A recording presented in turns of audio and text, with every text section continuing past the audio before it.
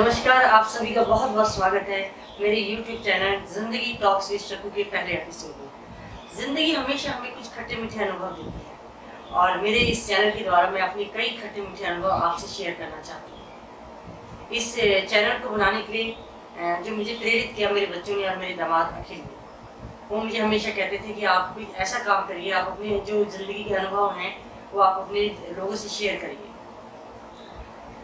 हर किसी की ज़िंदगी में कुछ ऐसा टर्निंग पॉइंट ज़रूर आता है कि जब आपकी लाइफ न जाने आपको क्या क्या बताना चाहती है और क्या कहना चाहती है। 2017 में मैं स्कूल में जॉब कर रही थी टीचिंग का, और अचानक मेरे कुछ दांत में प्रॉब्लम हुई और मैं रैंडमली डॉक्टर को दिखाने गई थी। तो डॉक्टर ने मुझे बायोप्सी के लिए कह दिया, और बायोप्सी सुनते ही परिवार में डर, सबके मन में घबराहट, क्योंकि बायोप्सी जो मेन कारण होता है बायोप्सी करवाने का, लोगों को सबको पता है कि कैंसर है। बायोप्सी के टेस्ट के दौरान वो 16 दिन मेरी लाइफ के एक बड़ा घबराहट वाला, एक डर वाला, एक इनसिक्योरिटी वाला दिन थे। 16 दिन के बाद जो रिपोर्ट आई वो पॉजिटिव थी, मुझे ओरल कैंसर डिटेक्ट। अमूमन लोग डरते हैं और मैं भी उस टाइम बहुत डरती थी। मेरा पहला प्रश्न जो डॉक्टर से था कि मेरी ज़िंदगी कितनी है, क्योंकि हमने यही सुना है कि कैंसर मतलब अल्टीमेट है। डॉक्टर बहुत पॉजिटिव थे, बहुत अच्छे थे। उन्होंने मुझे कहा कि ऐसे घबराने की बात नहीं है, आपको इनिशियल स्टेज का कैंसर है। और मैं उसके बाद मेरा मैक्स वैशाली में ऑपरेशन हुआ।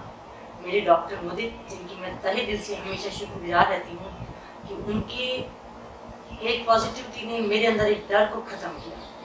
लेकिन देखिए, कैंसर एक ऐसी चीज़ है कि लोगों के मन में हमेशा इसके लिए डर रहता है कि कैंसर हो गया तो मतलब ज़िंदगी कुछ भी हो सकता है। तो आज जैसे कोरोना ने पूरे विश्व को हिला रखा है, तो मैं यही कहना चाहूँगी, कैंसर शरीर में होता है, मन में नहीं होना चाहिए।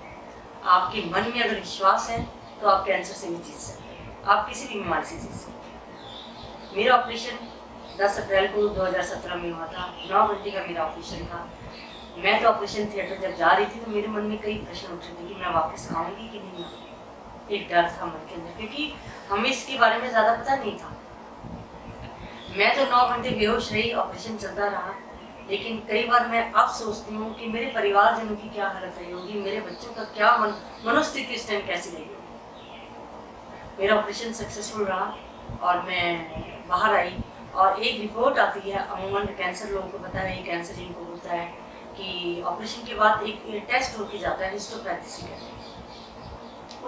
उस रिपोर्ट आने के बाद पता चलता है कि आपका ये कैंसर मैलिग्नेंट नहीं है, ये फैल तो नहीं गया।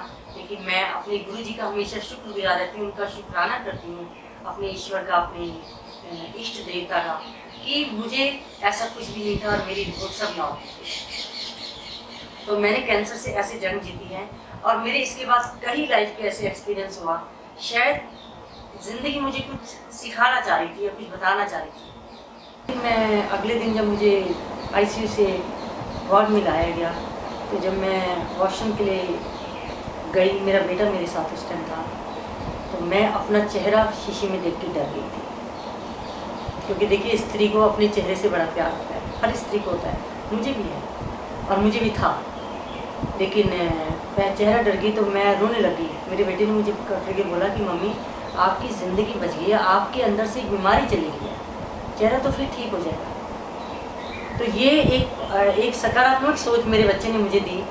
तो ये मेरे को मैं 1.5 महीने तक कम से कम राइस ट्यूब मेरे को लगी, नाक के द्वारा मुझे मैं खाना खाती थी।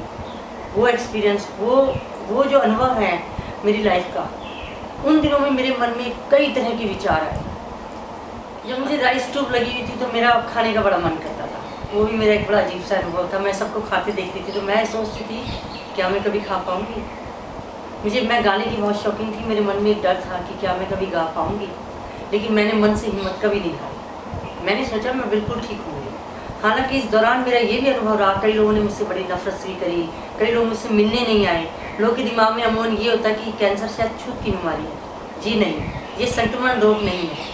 संक्रमण रोग कोरोना है जो आज लोग जिससे जूझ रहे हैं। कैंसर संक्रमण रोग नहीं है। ये मैं आज इस बात को आपके सबके सामने बताना चाहूँगी। और उस दौरान कई लोग मेरे से नहीं मिले, कई लोग ने मेरे से ये सोचा कि शायद अब ये कैंसर हो गया तो शायद बचती हूँ कि नहीं बचती हूँ। ये भी मैंने बहुत चीज़ों में महसूस किया, लेकिन मैंने मन से कभी हिम्मत नहीं हारी। मेरे को ये था कि मैं एक बार ठीक होंगी और दोबारा से अपने आप को वैसे ही प्रेजेंट करूँगी दुनिया के सामने। उसके बाद धीरे धीरे मैंने अपने कई NGOs के साथ में जुड़ी, मैंने कई मोटिवेशनल स्पीच दिए जाकर, क्योंकि मैं उस जंग को जीती हूँ, मैंने उस चीज़ को बहुत करीब से देखा, उस दर्द को मैंने बड़ी करीब से महसूस किया है। तो मैं कई लोग से मिली, उनको समझाया कि कैंसर डरने की ज़रूरत नहीं है। और मैं रैंप वॉक किया मैंने कि ज़िंदगी कैंसर के पीछे भी बहुत बड़ी ज़िंदगी है, बियॉन्ड कैंसर भी बहुत कुछ है। आप कैंसर से डर के हार गए तो ज़िंदगी तो फिर हार गई।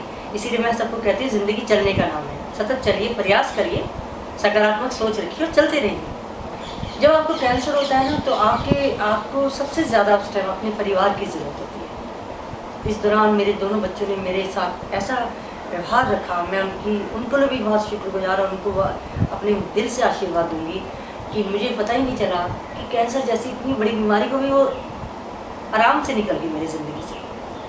और मेरे भाई भाभी जिन्होंने मेरे को इतना मेरे साथ ऐसा व्यवहार किया कि मतलब उन्होंने मुझे महसूस नहीं होने दिया कि तुम इस जंग को अकेले क्यों लड़ रही हो, हम भी तेरे साथ हैं। और मुझे पूरा याद है कि मेरी भाभी जिनके पास मैं कैंसर के बाद उनके घर रही, उन्होंने मेरी देखभाल करी है, तो वो हमेशा कुछ ना कुछ मेरे को बताती रहती थी, अब तुम ऐसे करो, अब तुम ऐसे करो। तो उनसे भी मैंने बहुत कुछ सीखा मैंने। वो हमेशा मेरे दुख में हमेशा मेरे साथ खड़ी रहती थी। तो ये आपका परिवार, कैंसर जो लोग आज जूझ रहे हैं, मेरी उनसे भी बड़ी गुजारिश रहती है कि आप अपने परिवार को प्यार करिए। कैंसर के पेशेंट को प्यार की बड़ी ज़रूरत होती है, क्योंकि कैंसर कहीं ना कहीं हार्मोन्स आपके सोच में हावी रहता है, तो उसको दूर करने के लिए परिवार का सहयोग की बहुत ज़रूरत होती है। ये सभी अपने आज मैं इस चैनल के माध्यम से अपने भाई बहनों का, भाभी का, भाभीयों का और अपने सभी परिवार वालों का, मेरे भाई भतीजे भांजे जिन्होंने मुझे बहुत मदद की, मेरी दीदी, उन्होंने मुझे बहुत प्यार दिया सबने। और मैं कहती हूँ कैंसर तभी जीत सकता है जब आपके पूरे परिवार को आपको सहयोग मिलेगा।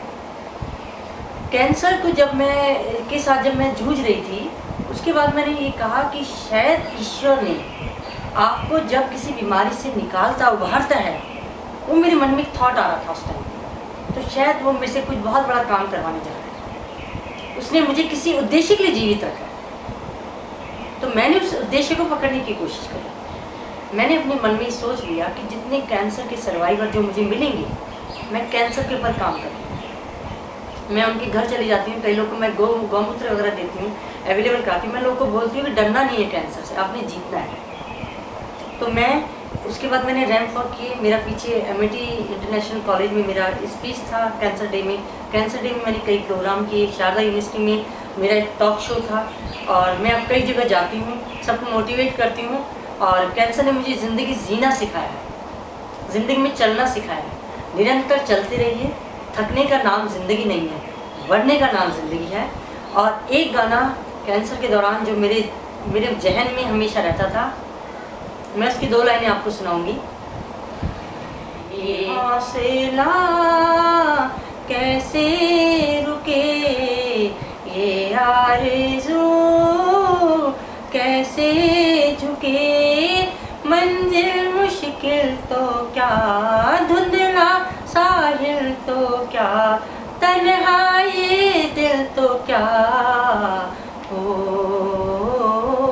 तो ये मेरी जर्नी कैंसर की अभी ख़त्म नहीं हुई है। वैसे मैं कैंसर से तो निकल चुकी हूँ, मैं कैंसर वॉरियर हूँ अपने आप को कहती हूँ। लेकिन आगे मेरी लाइफ में जो अनुभव हुए कैंसर को जीतने के बाद, वो मैं आपसे लगातार अपने चैनल के द्वारा शेयर करती रहूँगी अपने अनुभव को। तो मेरे चैनल को प्लीज़ आप सब सब्सक्राइब करिए और अपने जो भी मेरे अनुभव आपको कैसे लगे, तो इसके लिए कमेंट सेक्शन में ज़रूर जाइएगा और मुझे बताइएगा कि आपको मेरा अनुभव कैसा लगा। आप मुझसे अपनी कोई बात भी शेयर कर सकते हैं, मैं आपको उसका ज़रूर जवाब दूँगी जो मेरे लायक होगा। और आप इसी के साथ मैं अपने आगे सारे अनुभव शेयर करूँगी। तो तब तक के लिए आप खुश रहिए, हंसते रहिए, मस्त रहिए। जय गुरु जी।